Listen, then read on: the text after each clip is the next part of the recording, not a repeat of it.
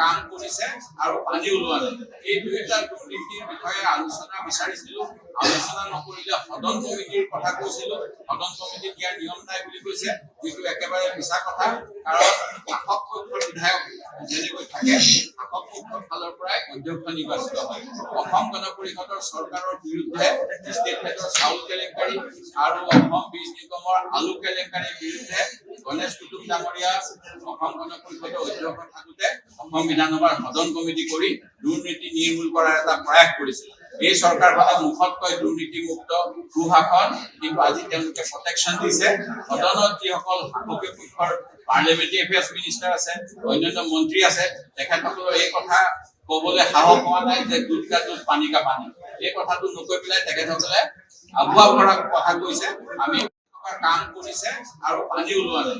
এই দুয়োটা দুৰ্নীতিৰ বিষয়ে আলোচনা বিচাৰিছিলো, আলোচনা নকৰিলে সদন কমিটিৰ কথা কৈছিলো, সদন কমিটিত ইয়াৰ নিয়ম নাই বুলি কৈছে, যিটো একেবাৰে মিছা কথা। কাৰণ শাসক পক্ষৰ বিধায়ক যেনেকৈ থাকে, শাসক পক্ষৰ ফালৰ পৰাই অধ্যক্ষ নিৰ্বাচিত হয়।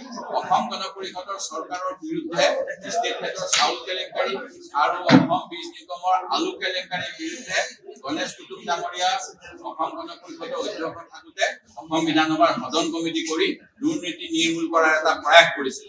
এই চৰকাৰখনে মুখত কয় দুৰ্নীতিমুক্ত সুশাসন, কিন্তু আজি তেওঁলোকে প্ৰটেকশ্যন দিছে।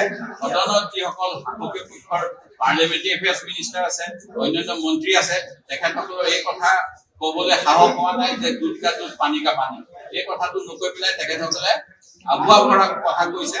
আমি কাম কৰিছে আৰু পানী ওলোৱা নাই।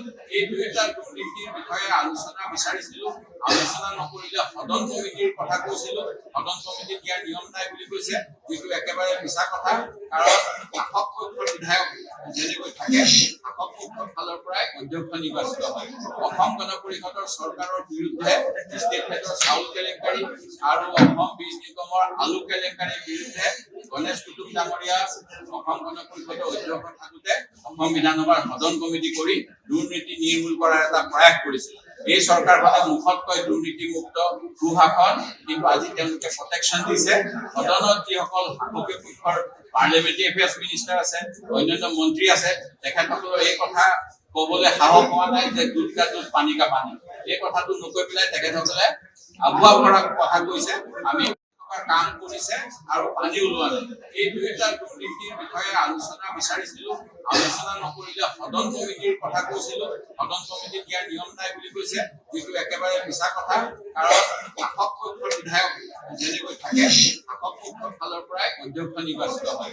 অসম গণ পৰিষদৰ চৰকাৰৰ বিৰুদ্ধে ষ্টেট বেংকৰ চাউল কেলেংকাৰী আৰু অসম বীজ নিগমৰ আলু কেলেংকাৰীৰ বিৰুদ্ধে গণেশ কুটুম ডাঙৰীয়া অসম গণ পৰিষদৰ অধ্যক্ষ থাকোঁতে অসম বিধানসভাৰ সদন কমিটি কৰি দুৰ্নীতি নিৰ্মূল কৰাৰ এটা প্ৰয়াস কৰিছিল।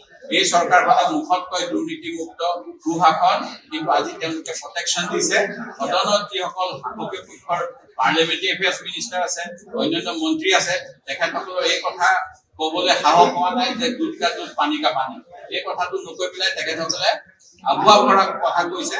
আমি যিকোনো খবৰৰ বাবে যোগাযোগ কৰক 7099017330 লগতে 7099017110 নম্বৰত।